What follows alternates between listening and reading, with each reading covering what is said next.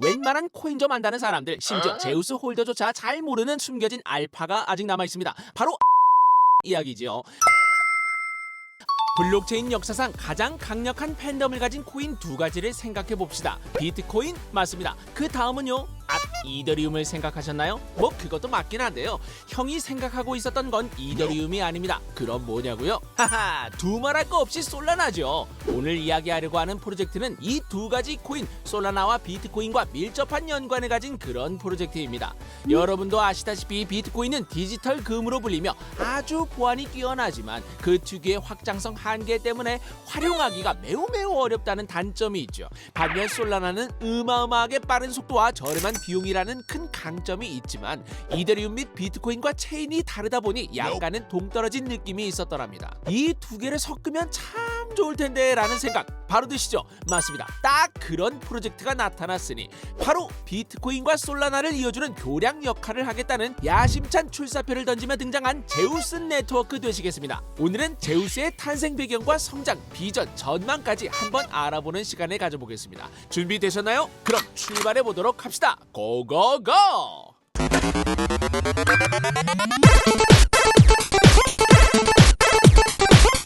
제우스.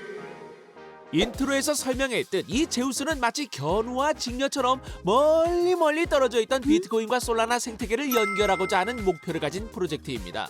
제우스의 창립자 저스틴 왕과 그의 공동 창립자들은 비트코인과 솔라나라는 두 거대한 생태계 사이를 연결하고 상호 운용성을 극대화하는 것을 목표로 프로젝트를 시작했습니다.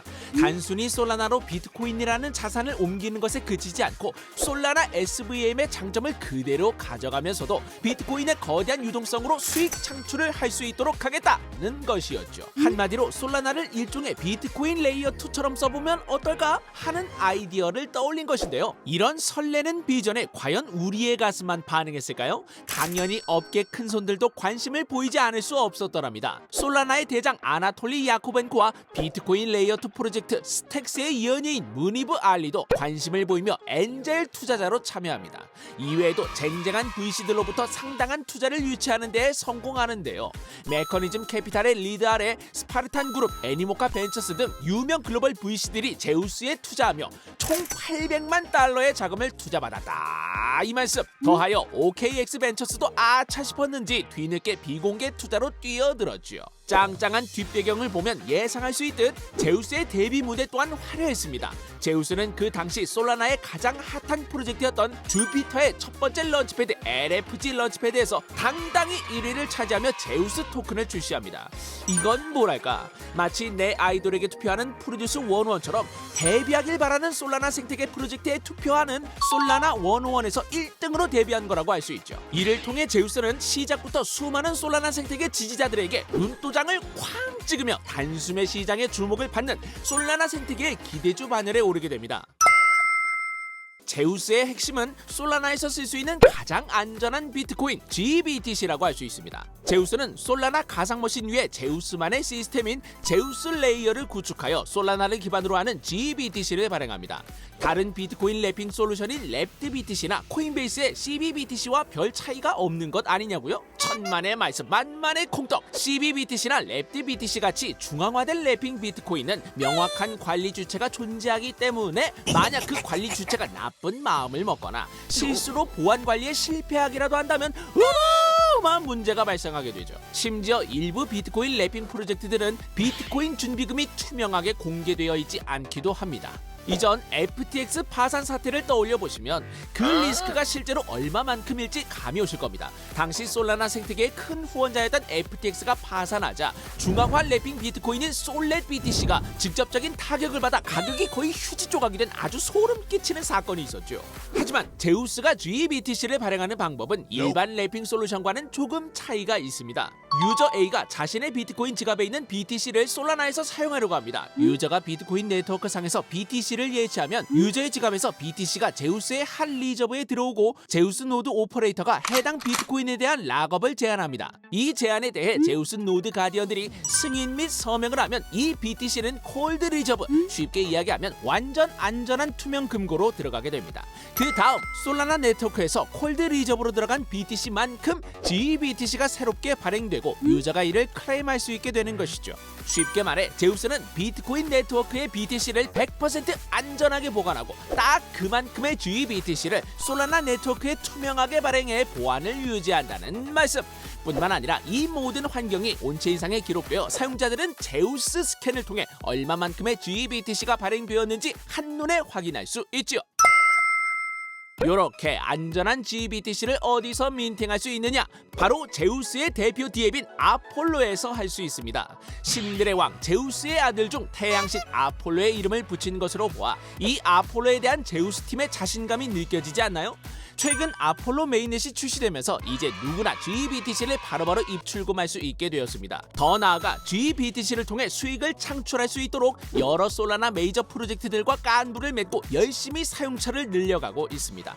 솔라나 생태계를 사용한 유저들이라면 누구나 한 번쯤 들어봤을 든든한 디파이, 카미노, 레이디움, 메테오라 등에서 GBTC를 이용해 유동성을 공급하면 추가 혜택을 빵빵하게 챙겨주는 이벤트도 진행되고 있죠. 비트코인을 이용한 파밍에 관심이 있는 유저들이라면 GBTC 이벤트에 군침을 흘리지 않을 수 없겠지요? 그렇다면 이 제우스의 메인 토큰 제우스는 어디에 사용되는 걸까요? 제우스 홀더들은 GBTC가 안전하게 발행될 수 있도록 지원하고 있는 감시자 제우스 노드 가디언들에게 자신의 제우스를 스테이킹하고 제우스 네트워크 전체의 보안성 향상에 기여할 수 있습니다. 참고로 제우스 노드 가디언으로는 애니모카 벤처스, 메커니즘 캐피탈 등 크립토 시장에서 소위 힘 좀 쓴다는 유명한 친구들이 합류해 있는데요. 여기에 그치지 않고 제우스는 추후 더 많은 가디언들을 합류시킬 예정이라 하니 이에 발맞춰 제우스 노드 가디언 생태계 역시 더더욱 커나갈 것이라 기대해볼 수 있을 것 같습니다. 이렇게 완벽해 보이는 제우스, 한 번쯤 고민해봐야 할 사항에는 무엇이 있을까요? 먼저 GBTC 디패깅 가능성에 대해 이야기해보도록 합시다. GBTC는 진짜 비트코인과 1:1 가치를 유지하는 것이 생명입니다. 만약 기술적 문제나 해킹 등으로 1:1 패깅이 깨진다면 이는 제우스의 존재 의의를 부정하는 일이 될 것입니다. 물론 노드 가디언들과 NPC 시스템 등 시스템적으로 네트워크를 보호하고 있기 때문에 발생할 확률은 매우 낮다고 생각합니다만 그래도 한 번쯤 이런 점들을 염두에 두면 나쁠 건 없다 이 말씀. 또한 제우스 네트워크는 결국 솔라나 체인을 활용하고 있기 때문에 솔라나 네트워크 자체가 튼튼해야만 제우스도 튼튼하게 자랄 수 있습니다. 즉 솔라나 생태계가 성장해야 제우스도 함께 성장할 것이라는 거죠. 많은 이들의 기대만큼 솔라나가 앞으로도 이 기세를 유지하면서 성장할 수 있다면 더할 나위 없겠지만 마냥 예상치 못한 이슈로 솔라나 생태계의 성장이 지지부진해진다면 제우스 생태계 역시 그 영향을 받을 수밖에 없겠지요.